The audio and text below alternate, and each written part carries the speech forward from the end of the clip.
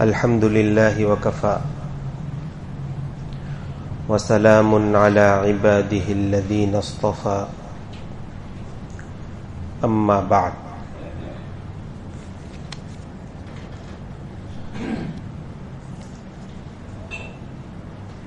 کل یہ بات بتلائی تھی کہ جب بدن سے روح نکل جائے تو منہ بند کرنا ہے، آنکھیں بند کرنی ہے، ہاتھوں کو سیدھا کرنا ہے، پاؤں کو سیدھا کرنا ہے اور باندھ دینا ہے. ایک بات رہ گئی تھی، پیٹ کو بھی باندھ دینا ہے.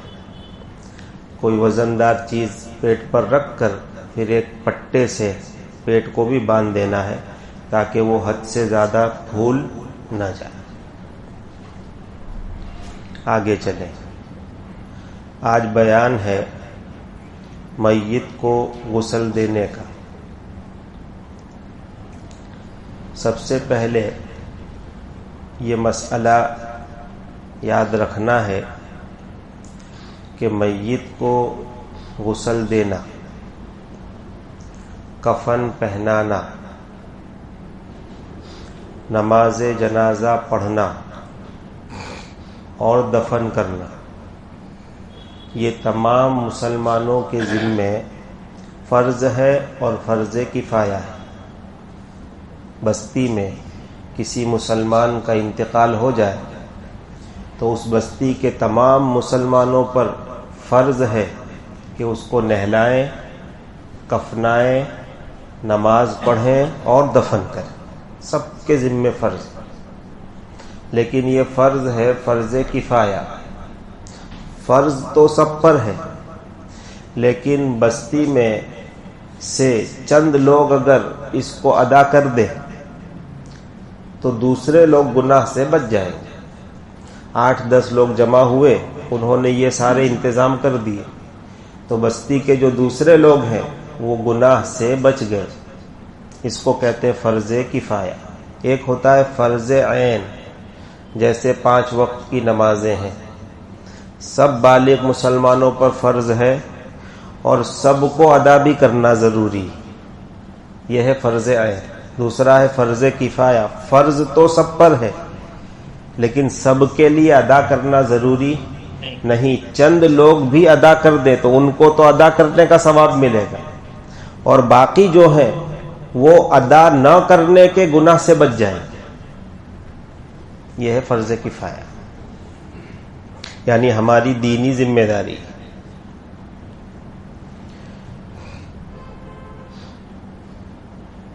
غسل کے بیان کو 4 عنوانوں پر تقسیم کرتے ہیں. نمبر 1، مردے کو غسل کون دے. نمبر 2، کب دے. نمبر 3، کس طریقے سے دے.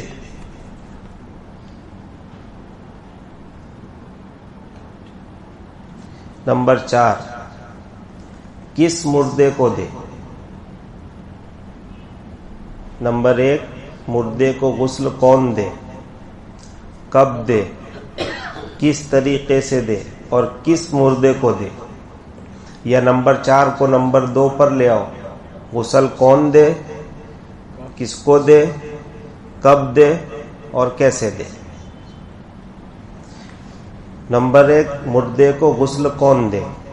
کل یہ مسئلہ بتایا ہے تفصیل کے ساتھ کہ قریبی رشتہ دار اور گھر والے ہی غسل دے.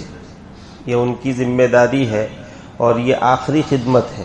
آدمی خود نہاتا ہے، اس کو اپنا غسل آتا ہے تو نہلانا بھی آسان ہے، اس کو وہ بھی آنا چاہیے.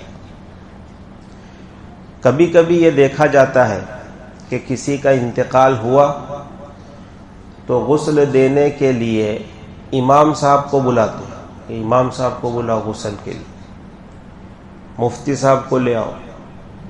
ایک جگہ کسی کا انتقال ہوا تو فون آیا کہ بھائی انتقال ہوا ہے، ذرا آ جاؤ تو اچھا ہے. تو میں جا کر پہنچا تو وہاں 4-5 علماء تو پہلے سے موجود تھے. یہ کیا تماشا کر کے رکھا ہے بھائی, کیا ضرورت ہے؟ تو میرے بھائی, علماء کرام اور ائمہ کرام یہ تو ہمارے سردار ہیں, ہمارے رہنما ہیں. ان سے ہم اپنے مردے نہلوائیں گے, صاف صفائی کا کام ان کے پاس کروائیں گے؟ یہ ان کے ادب اور احترام کے خلاف ہے. ہاں, کوئی عالم دین اپنے ذاتی تعلق اور محبت کی وجہ سے حاضر ہو جائے تو ظاہر قسمت, لیکن اس کو بلانا کہ آپ نہلانے کے لیے آؤ, یہ اس کے ادب اور احترام کے خلاف ہے. یہ کام ہم لوگوں کو کر لینے. ہاں, کچھ پوچھنا ہے تو ان سے رہبری حاصل کی جا سکتی. تو نمبر 1, گھر والے نہلائیں, علماء اور ائمہ کو نہ بلائیں. باہر والوں کو بلانا یہ بھی اچھی بات نہیں. نمبر 2, کس مردے کو نہلانا ہے؟ جس کو نہلانے کا حکم ہے. نہلانے کا حکم کس کو ہے؟ وہ مردہ جس کو نہلانا ممکن ہے, جس کو نہلانا, غسل دینا ممکن ہے. بعض مرتبہ ایسا ہوتا ہے کہ مردے کو غسل دینا ممکن نہیں ہوتا. لاش جل گئی, اب اس کو کیسے, کوئلے کی طرح ہو گئی, اس کو غسل دینا ممکن نہیں ہے. لاش ہارڈ پنجر ہو گئی, کہیں آدمی مر کے گرا اور گرا کسی کو پتہ ہی نہیں ہے, مہینے 2 مہینے کے بعد ملا, تو گوشت پوشت ختم ہو چکا ہے, اس کا ہڈیاں ہیں, اب اس کو غسل نہیں دینا. لاش پھول کر پھٹ گئی ہے اور بالکل چمڑی اکھڑ رہی ہے, اگر آپ نہلائیں گے تو سب نکل جائے گا. تو پھر یہ اس پوزیشن میں نہیں ہے کہ اس کو نہلایا جائے, اس کو نہلانا نہیں. ہاں, لاش پھول گئی ہے, اس سے بدبو بھی آ رہی ہے, لیکن اس کو نہلانا ممکن ہے.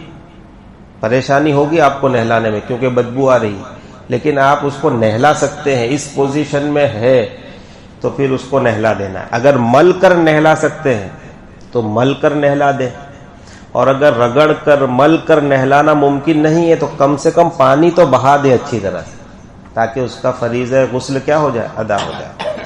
دیکھو, میت کو نہلانا یہ فرض ہے, اس کا نہانا فرض نہیں. وہ تو نہا نہیں سکتا, وہ میت تو مردہ ہے, اس میں جان تو ہے نہیں, تو نہانا فرض نہیں بلکہ اس کو نہلانا. اور نہلائیں گے کون؟ ہم اور آپ جو زندہ ہیں. تو یہ ہمارا فریضہ ہے, میت کا فریضہ نہیں. اسی طرح مردہ بچہ پیدا ہوا, ماں کے پیٹ میں ہی مر گیا تھا اور پھر پیدا ہوا, تو اب اس کو مسنون طریقے پر غسل دینے کا حکم نہیں. بس جو گندگی لگی ہے پانی ڈال کے اس کو دھو کے صاف کرو, کپڑے میں لپیٹ کے دفن کر دو. اسی طرح کبھی ادھورا بچہ پیدا ہو جاتا ہے, 2 مہینے میں 3 مہینے میں حمل گر گیا, تو اس کو بھی مسنون طریقے پہ نہلانا نہیں ہے, اس کو بھی ایسے ہی پانی ڈال کے لپیٹ کر کے دفن کر دینا ہے. تو میرے بھائی, نہلانا ہے مردے کو, لیکن کس مردے کو؟ جس کو نہلانے کا شریعت نے حکم دیا ہے اس کو. اور یہ وہ مردہ ہے جس کو نہلانا ممکن ہے. رگڑ کر ممکن ہے تو رگڑ کر نہلائیں گے, اور صرف پانی ڈالنا ممکن ہے تو صرف پانی ڈالیں گے, اور اگر کچھ ممکن نہیں تو پھر نہلانا معاف ہے, پھر نہلانا نہیں ہے, اس کو ویسے ہی دفن کر دینا ہے.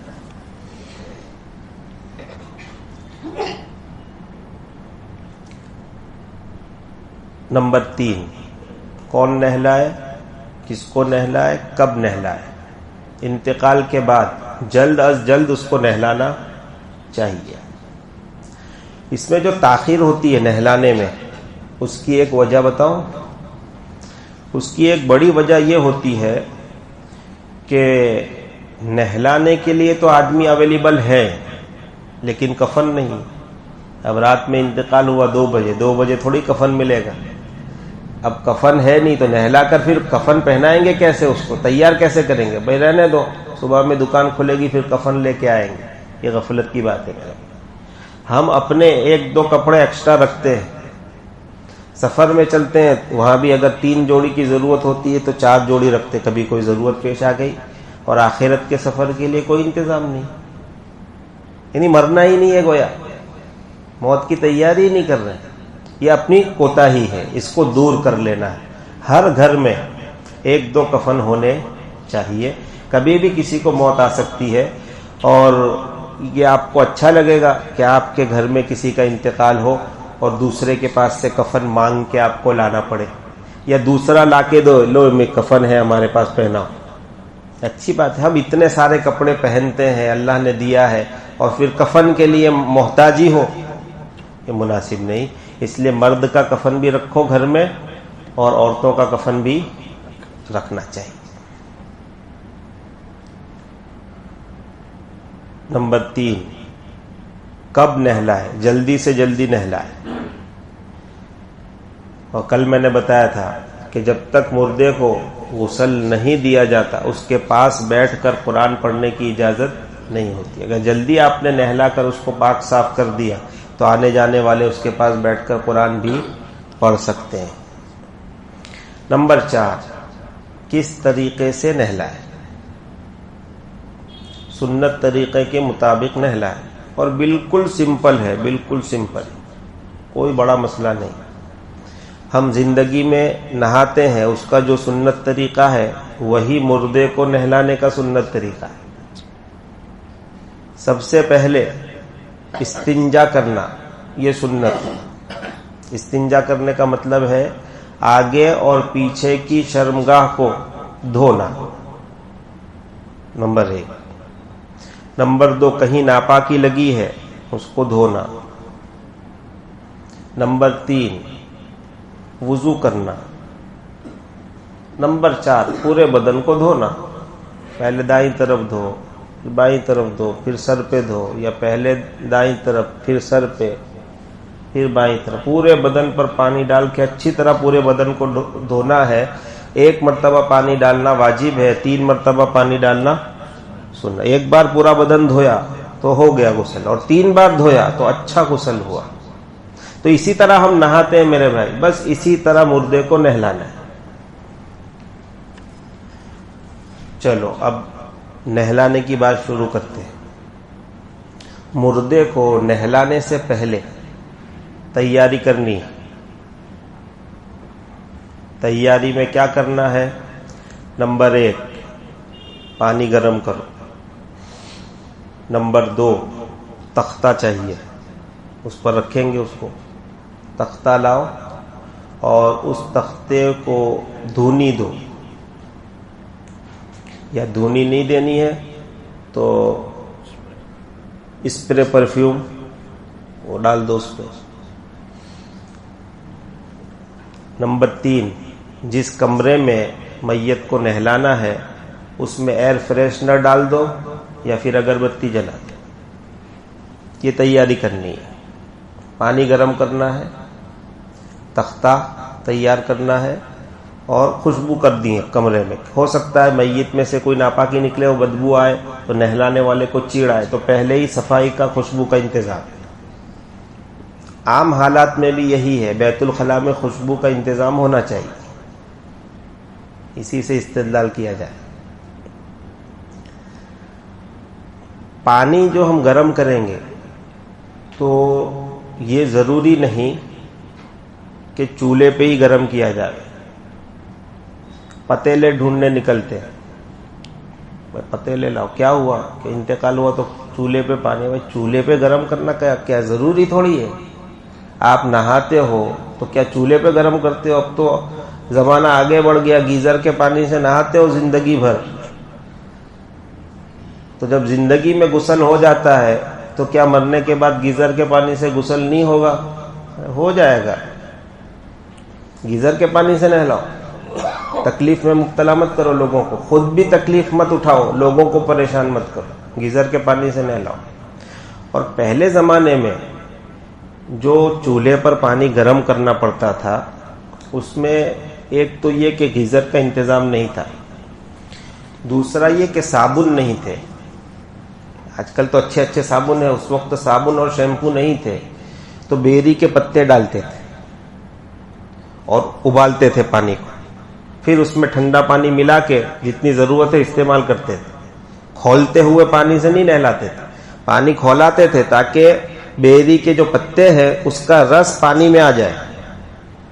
پانی کے اندر صاف کرنے کی صلاحیت اللہ نے رکھی ہے، لیکن بیری کے پتے ڈال کے ابالو گے تو صاف کرنے کی صلاحیت اور بڑھ جائے گی اور بدن اچھی طرح دھلے گا.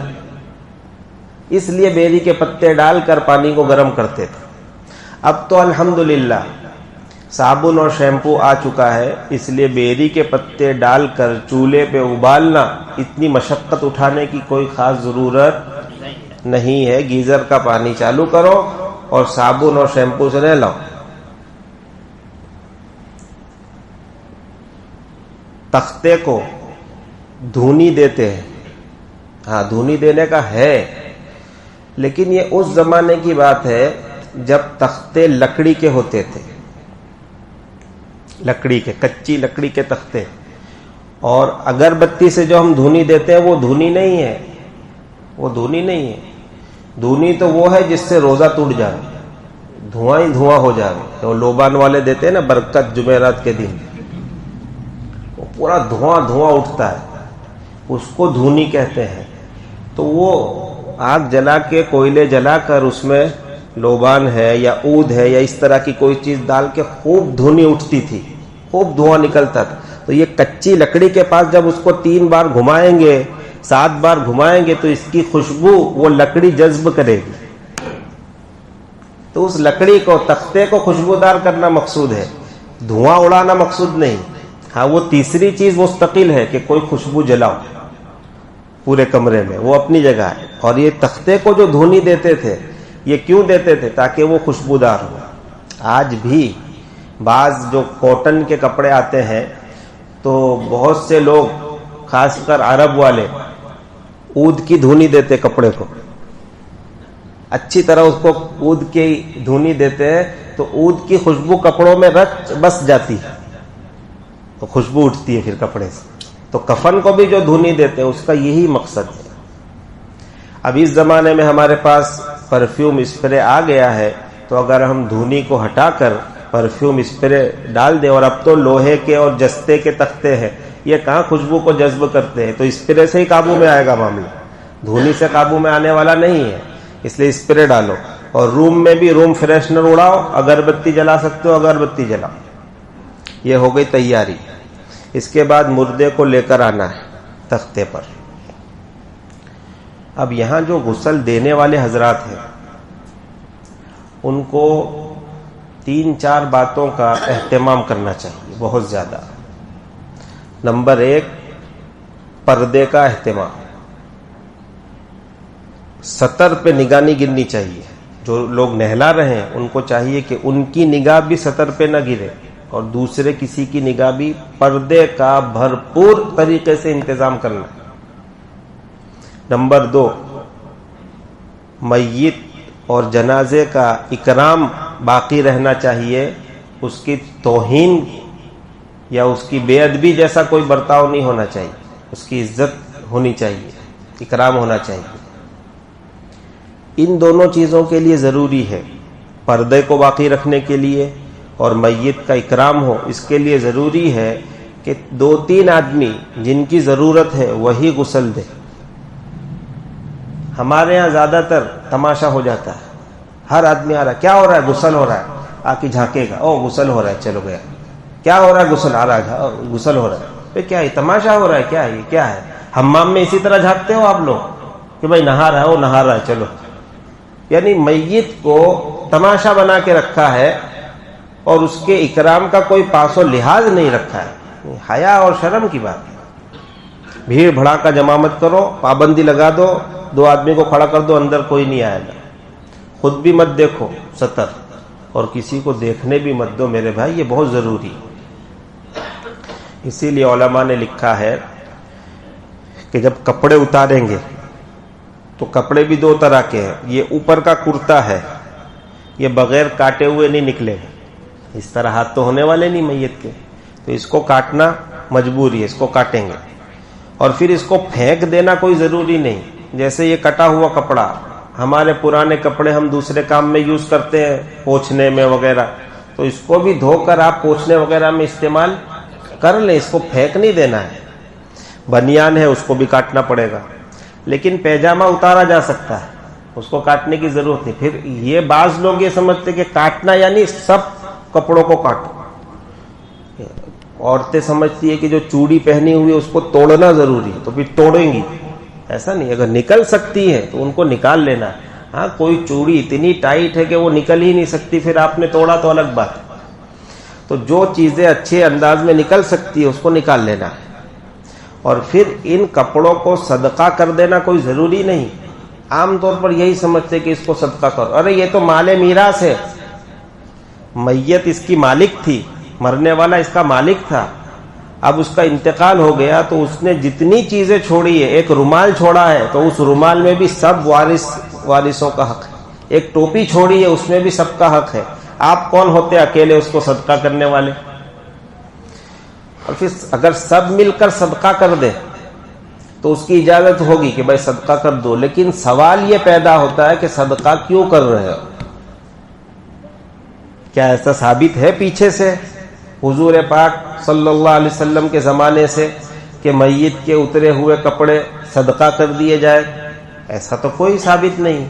اس کی کوئی فضیلت، ایسی کوئی فضیلت بھی نہیں، پھر کیوں کر رہے ہو؟ بعض لوگوں کو ہم نے پوچھا تو وہ کہتے ہیں کہ ڈر لگتا ہے، ڈر، صاف انہوں نے بتایا کہ ڈر لگتا ہے کہ یہ کپڑے پہن کے مر گئے تھے نا ابا یا چاچا، اب یہ گھر میں رکھیں گے تو ڈر لگے گا، یہ کوئی بھوت ہے جو کھا جائے گا۔ یہ ایک وہمی چیز ہے اور بیکار ہے، بے اصل ہے، اس کی کوئی دلیل نہیں۔ اس لیے میرے بھائی، اور بعض تو یہ بھی سمجھتے ہیں کہ یہ کپڑے دینے سے اس کی مغفرت ہو جاتی ہے، یہ بھی غلط ہے، ایسا کچھ نہیں۔ وہ کپڑے استعمال کر سکتے ہوں تو استعمال کرنے، ارے بھائی ابا کی یادگار ہے، اگر استعمال کر سکتے تو کرو نا، کیوں اس کو صدقہ کر رہے ہو؟ ابا کی ٹوپی ہے، استعمال کرو اس کو۔ بہرحال باپ جو ہے، باپ ہے، اپنے اولاد کے حق میں تو وہ بابرکت ہے، جیسا بھی ہے اپنی اولاد کے حق میں تو وہ بابرکت ہے، وہ باپ ہے جیسا بھی ہے، تو اپنے باپ کی یادگار ہے اس کو استعمال کرو، اس طرح سے صدقہ مت کرو۔ خیر، کپڑے اتار دیے، ستر کھولنے سے پہلے بنیان تو نکال دیا، کرتا بھی نکال دیا، لیکن پائجامہ یا لنگی اتارنے سے پہلے ضروری ہے کہ اس حصے پر یعنی ناف سے گھٹنوں کے نیچے تک کوئی کپڑا ڈھانپ دیا جائے، اور پھر نیچے سے پائجامہ لنگی وغیرہ کو کھول لیا جائے۔ اب یہاں رک کے ایک بات اور سمجھو، یہ جو کپڑا ڈالا ہے پورے غسل کے دوران بھی یہ بدن پر رہے گا، جب غسل سے فارغ ہو جائیں گے، پوچھیں گے بدن اور کفن پہنائیں گے تب اس کو نکالیں گے۔ کفن کا ایک کپڑا پہنا کے پھر اس کو کھینچ لیتے ہیں، تب تک یہ بدن پہ رہے گا۔ بس یہ کپڑا ایسا ہونا چاہیے کہ جس میں ستر پوشی ہو سکے۔ عام طور پر ہمارے ہاں کفن کے ساتھ یہ کپڑا بھی آتا ہے، اور وہ وہی کپڑا ہوتا ہے جو کفن کا ہے، سیم ٹو سیم پتلا کپڑا سفید رنگ کا، اس کو پہنا دیتے اس وقت تو ٹھیک ہے، لیکن جب پانی ڈالتے ہیں تو پھر جو ہے جن اعضاء کو چھپانا ہے اس کا نشیب و فراز، اونچ نیچ جو ہے اس سے نظر آنے لگتی ہے، اور یہ بھی بے پردگی میں داخل ہے۔ جن اعضاء کا چھپانا ضروری، ان کی اونچائی نیچائی کو چھپانا بھی ضروری، بالکل پتہ نہیں چلنا چاہیے، سیدھا رکھنا چاہیے، جیسے ہم زندگی میں پہنتے ہیں پورا پردہ رہتا ہے۔ تو میرے بھائی، موٹا کپڑا ہو اور رنگین ہو، یہ پتلا والا نہیں، موٹا اور رنگین کپڑا۔ اگر آسانی کے لیے ہم کہیں تو تولیہ، ٹوال آتا ہے نا، ٹوال، وہ موٹے والا ٹوال جو لمبا چوڑا ہو، اس کو لپیٹو اور پھر ستر کا کپڑا نیچے سے نکال لو۔ حضرت مفتی عبد الرحیم صاحب لاجپوری رحمۃ اللہ علیہ نے یہ وصیت فرمائی تھی کہ جب مجھے نہلایا جائے تو میرے ستر پر موٹا کالے رنگ کا کپڑا ڈالا جائے، موٹا کالے رنگ کا۔ یہ کیوں فرمایا حضرت نے؟ یہ اسی لیے فرمایا تاکہ ستر پوشی کا پورا اہتمام ہو۔ بس یہ کفن والا جو کپڑا ہے وہ بالکل مناسب نہیں، یہ تولیے جیسا موٹا کپڑا چاہیے تاکہ ستر پوشی کا پورا اہتمام ہو سکے۔ خیر یہ کپڑا آپ نے ڈال دیا، سارے کپڑے نکال لیے، اب غسل کا کام شروع کرنا ہے۔ سب سے پہلے استنجا کروانا ہے۔ استنجا کرنا یعنی پیشاب کی جگہ اور پاخانے کی جگہ کو دھونا ہے۔ بائیں ہاتھ میں موٹے والا موزہ پہنیں گے، موٹا موزہ بائیں ہاتھ میں، اور کپڑے کے اندر سے ہی ہاتھ ڈالیں گے اور دوسرے ہاتھ سے پانی ڈالیں گے، یا فوارہ ہے تو فوارے سے پانی ڈالیں گے، اور آگے اور پیچھے کی شرمگاہ کو اچھی طرح دھو ڈالیں گے، وہاں کوئی نجاست وغیرہ لگی ہوئی ہو تو صاف ہو جائے۔ پھر اگر کہیں خون پیپ وغیرہ لگا ہے مردے کے بدن پر، اس کو بھی دھو کر صاف کر دیں۔ اب نمبر آیا وضو کا، اب مردے کو وضو کرانا ہے۔ ہم جب وضو کرتے ہیں تو کلی کرتے ہیں، ناک میں پانی ڈالتے ہیں، لیکن مردے کو جب وضو کرائیں گے تو کلی نہیں کروائیں گے، ناک میں پانی نہیں ڈالیں گے، بلکہ ایک کپڑا دائیں انگلی میں لپیٹے گا۔ نہلانے والا اپنی دائیں انگلی میں ایک کپڑا لپیٹ لے اور اس کو بھگائے پانی میں اچھی طرح، اور پھر اس کو دانتوں پر اور مسوڑوں پر گھمائے اندر، ہونٹ بھی صاف کرے، 3 مرتبہ اس طرح دھل کر، پھر دوسری مرتبہ دھل کر، پھر اس طرح سے 3 مرتبہ بھیگے ہوئے کپڑے سے مسوڑوں کو، دانتوں کو اور ہونٹوں کو اچھی طرح صاف کر، پھر دوبارہ دھو کر اسی کپڑے کو یا دوسرے کپڑے کو ناک کے اندر ڈالے، اور 3 مرتبہ اسی طرح دھو کر کے ناک کے اندر کا حصہ بھی اس سے پوچھ لے۔ یہ گویا ناک میں پانی ڈالنا ہو گیا۔ اگر آپ پانی ڈالیں گے تو خون بھی باہر نکلے گا، اور جو پانی اندر گلے میں چلا گیا اس کو باہر کیسے نکالو گے؟ بڑا مشکل ہو جائے گا۔ اس لیے کلی نہیں کروانی، ناک میں پانی نہیں ڈالنا، بلکہ اس کو اس طرح سے کیا کرنا ہے؟ صاف کرنا ہے۔ اگر مردہ چنبی ہو یعنی ناپاکی کی حالت میں اس کا انتقال ہوا، غسل کرنا فرض تھا، عورت حیض یا نفاس کی حالت میں انتقال کر گئی، اس کو نہلانا، اس کے اوپر غسل فرض تھا، تب بھی کلی نہیں کروانی ہے، ناک میں پانی نہیں ڈالنا، بلکہ جو طریقہ بتایا گا اسی طرح بھیگے ہوئے کپڑے سے صاف کرنا۔ یہاں ایک بات اور سمجھے، بعض مرتبہ دیکھا جاتا ہے کہ جو نہلانے والا ہوتا ہے وہ انگلی میں کپڑا لپیٹ کر جب صاف کرتا ہے نا تو پوری طاقت لگاتا ہے۔ یہ کیا کر رہے ہو؟ اگر یہ آدمی زندہ ہوتا تم اس طرح کر سکتے تھے، وہ کرنے دیتا تم کو، ایک دھاپڑ لگاتا، یہ کیا کر رہا ہے؟ بھئی منہ صاف کرنا ہے تو اس کا بھی تو کوئی طریقہ ہے، نرمی کے ساتھ، اطمینان کے ساتھ اس کو صاف کیا جائے، اکرام کو باقی رکھا جائے، طریقے سے اس کو صاف۔ بیچارہ مر گیا ہے، بول نہیں سکتا، اس کا یہ مطلب کہ پوری طاقت اس کے منہ میں اتار دو آپ، اتنا صاف کرنے کی ضرورت نہیں ہے۔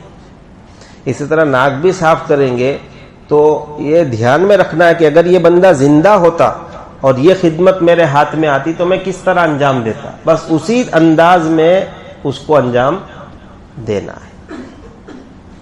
وضو کروائیں گے، چہرہ دھونا ہے، ہاتھ دھونا ہے، اور جس طرح وضو ہے پورا وضو ہو گیا۔ وضو مکمل ہونے کے بعد اب مردے کو نہلانا ہے، تو بائیں کروٹ پہ کریں گے۔ جب بائیں کروٹ پہ آپ کریں گے تو دائیں کروٹ اوپر آ جائے گی، تو پہلے اس کو دھونا ہے، ٹھیک ہے، 3 مرتبہ دھونا ہے۔ پھر دائیں کروٹ پہ گھمائیں گے تھوڑا تو بائیں کروٹ ادھر اوپر کھل جائے گی، تو بائیں کروٹ کو اچھی طرح دھونا ہے۔ پھر سر اور داڑھی کو، اور اگر آپ چاہیں تو پہلے سر کو دھو لیں شیمپو سے، پھر داڑھی کو شیمپو سے دھو لیں اچھی طرح۔ یہ دونوں دھل گئے تو اس کے بعد پھر 3 مرتبہ دائیں کروٹ کو، 3 مرتبہ بائیں کروٹ کو اوپر سے لے کر نیچے تک اچھی طرح صابن لگا کر کے دھو ڈالنا ہے۔ غسل ہو گیا۔ غسل پورا ہونے کے بعد مردے کو بٹھانا ہے، جتنا آپ بٹھا سکتے ہو زیادہ سے زیادہ کوشش کرنے، 2 آدمی مل کر اس کو بٹھائیں اور پیٹ دبائیں اوپر سے نیچے کی طرف۔ کبھی کبھی راستے میں پاخانہ ہوتا ہے تو آپ جب دبائیں گے تو وہ پاخانہ باہر نکل جائے گا۔ اگر آپ نے نہیں دبایا تو تو کبھی ایسا ہو سکتا ہے کہ کفن پہنانے کے بعد نجاست باہر آوے، کیونکہ آپ نے نہلایا ہے، نہلانے سے بدن نرم پڑتا ہے، اور گرم پانی سے نہلایا ہے تو اندر جو جام ہے وہ کچھ چھوٹا پڑتا ہے. اسی لیے یہ جو استنجا کرا رہے ہیں یہ غسل کے بعد رکھا ہے تاکہ بدن اندر سے ڈھیلا پڑ جاوے تو جو چیز نکلنی ہے وہ نکل جائے. اگر پہلے آپ یہ کرتے تو نکلنا مشکل ہوتا. تو ایک مرتبہ بٹھائیں گے اور پیٹ دبائیں گے، پھر سلا دیں گے، پھر بٹھائیں گے، پھر پیٹ دبائیں گے، پھر سلا دیں گے، پھر تیسری بار بٹھائیں گے، پھر پیٹ دبائیں گے اور پھر سلا دیں. اگر کوئی ناپاکی نکلی ہے تو پانی ڈال کر کے اچھی طرح اس بدن کے اتنے حصے کو جس پہ ناپاکی لگی ہے دھو کر کے صاف کر دیں. دوبارہ وضو نہیں کروانا ہے، دوبارہ غسل، کیونکہ غسل کرنا یا وضو کرنا میت کے ذمے نہیں ہے، تو ہمارے ذمے ہے کہ ہم اس کو نہلا رہے ہیں. تو اس کا وضو نہیں ٹوٹا، اس کا غسل نہیں ٹوٹا، وہ تو غیر مکلف ہے. تو ہم اپنا فریضہ ادا کر رہے ہیں، اس کو نہلا رہے ہیں. اس لیے جو ناپاکی نکلے اس کو دھو کر کیا کر دینا ہے؟ صاف کر دینا ہے. اس کے بعد خوشبودار پانی، چاہے وہ کافور کا پانی ہو یا کوئی اور پانی ہو، وہ خوشبودار پانی پورے بدن پر 3 مرتبہ ڈال دینا. پہلے زمانے میں چونکہ سادے پانی سے نہلاتے تھے تو کافور کا پانی ڈالتے تھے تاکہ خوشبو آئے. اب تو ایک سے ایک صابو نکل گئے ہیں، تو اس صابو سے جو آپ نے نہلایا ہے تو بدن تو خوشبودار ہو ہی گیا ہے. اس لیے اگر نہ بھی ڈالے تو یہ سنت چونکہ پہلے ہی ادا ہو چکی ہے، اس لیے سنت چھوڑنے کا گناہ نہیں ہوگا. اس کے بعد مردے کو اٹھانا ہے، پوچھ ڈالنا ہے، تولیے سے پوچھ کر اٹھا کر کفن پہ رکھنا ہے. کفن پہ رکھنے کے بعد کیا کرنا ہے، یعنی کفن کس طرح پہنانا ہے، انشاءاللہ اس کو کل بیان کریں. آج غسل ہم نے دے دیا اچھی طرح، مردے کو اٹھا کر کفن پر لے آئے. اب کفن پہنانا ہے. کفن پہنانے کے بعد مردے کو رکھنا ہے کمرے میں 1 گھنٹہ 2 گھنٹہ جتنی دیر ہے، اور رکھنے کے بعد اس کو کاندھے پر اٹھا کر لے جانا ہے. پھر اس کی نماز پڑھنی ہے اور اس کو دفن کرنا ہے. جتنا انشاءاللہ ہوگا آئندہ کل اس کو بیان کریں گے. وآخر دعوانا ان الحمد للہ رب العالمین. کہ روزے کی حالت میں اگر الٹی ہو جائے، وامٹ ہو جائے تو کیا روزہ ٹوٹ جاتا ہے؟ تو یہ مسئلہ تو آپ کو یاد ہی ہوگا کہ وامٹ سے روزہ نہیں ٹوٹتا، چاہے کتنی مرتبہ ہو. ہاں، اگر جان بوجھ کر انگلی ڈال کر وامٹ کریں گے اور وہ منہ بھر کے ہوگی تو اس سے روزہ ٹوٹے گا. خود بخود وامٹ ہو تو چاہے کتنی ہو اس سے روزہ نہیں ٹوٹتا. دوسرے ایک صاحب مسئلہ پوچھ رہے تھے کہ روزے کی حالت میں انجیکشن لگوا سکتے ہیں یا نہیں. تو جواب یہ ہے کہ روزے کی حالت میں انجیکشن بھی لگوا سکتے ہیں، بوتل بھی چڑھا سکتے ہیں، اس سے روزے پر کوئی فرق نہیں پڑتا. سبحانک اللہم و بحمدک، نشہد ان لا الہ الا انت